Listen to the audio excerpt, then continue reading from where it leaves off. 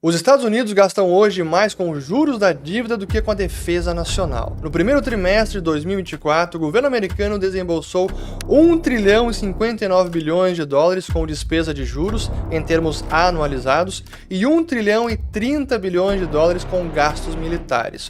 O que nos leva à famosa Lei de Ferguson, que diz que quando uma grande potência gasta mais com os juros da dívida do que com defesa, ela não permanecerá grande por muito tempo. E isso foi válido para a Espanha dos Habsburgos, para o antigo regime da França, para o Império Otomano e o Império Britânico. We have no wish to war with the Soviet Union, for we are a peaceful people who desire to live in peace with all other peoples.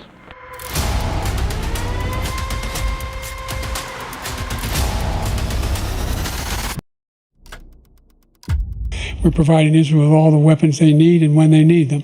And by the way, I'm the guy that organized the world against Iran. That any great power that's spending more on debt service than on defense is probably not going to be great for much longer. A última vez que isso aconteceu foi em 98 e por um único trimestre apenas. Só que a situação fiscal de endividamento público de então era bem diferente da de agora. Hoje a dívida pública americana supera 120% do PIB. A taxa de juros está nos maiores patamares em 20 anos. O déficit fiscal americano não para de crescer, 2 trilhões de dólares e subindo, e sem perspectiva de reversão, e sendo que a economia americana não está em recessão e supostamente em tempos de paz. Isso significa que a despesa com juros só tende a subir. E as demandas militares hoje também são maiores do que eram à época, sendo que a União Soviética, que era antes o principal adversário americano, já havia colapsado. Mas hoje eu não quero falar sobre a perspectiva econômica do declínio do Império Americano, até porque já fizemos isso num estudo anterior sobre a enorme dívida pública dos Estados Unidos, mas sim analisar esse fenômeno sob a ótica militar, política, social e cultural.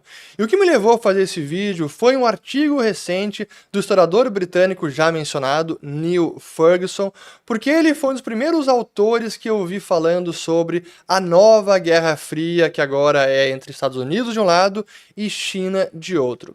Mas no artigo que ele escreveu no dia 18 de junho no site da Free Press, intitulado Somos Todos Soviéticos Agora, ele traz uma visão provocativa de que talvez sejam os Estados Unidos os soviéticos nessa segunda edição da Guerra Fria. E logo no começo ele traz a seguinte provocação: um governo com um déficit permanente e um exército inchado, uma ideologia falsa empurrada pelas elites, saúde precária entre pessoas comuns, líderes senescentes.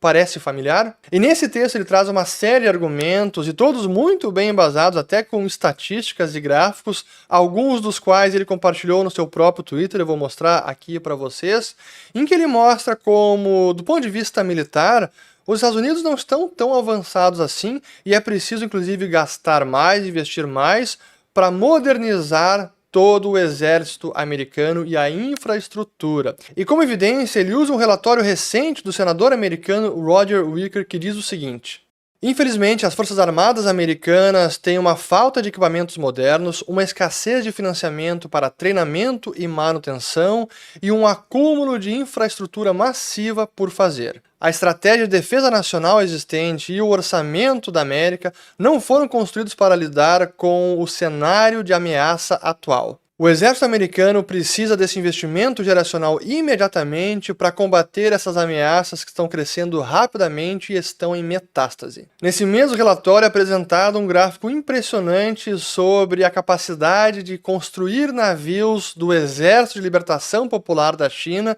e o exército americano. Notem que mesmo com o plano proposto pelo senador Wicker, ainda assim os Estados Unidos estariam bem atrás de toda a frota marinha da China. China is the workshop of the world. It is the arsenal of autocracy. And the US is no longer really the arsenal of democracy. And that means that if it comes to a conflict between the United States and China, it's the Chinese who can supply their armies far more readily with the weapons of war. With all that stuff that it turns out, look at what's happened in Ukraine, really matters.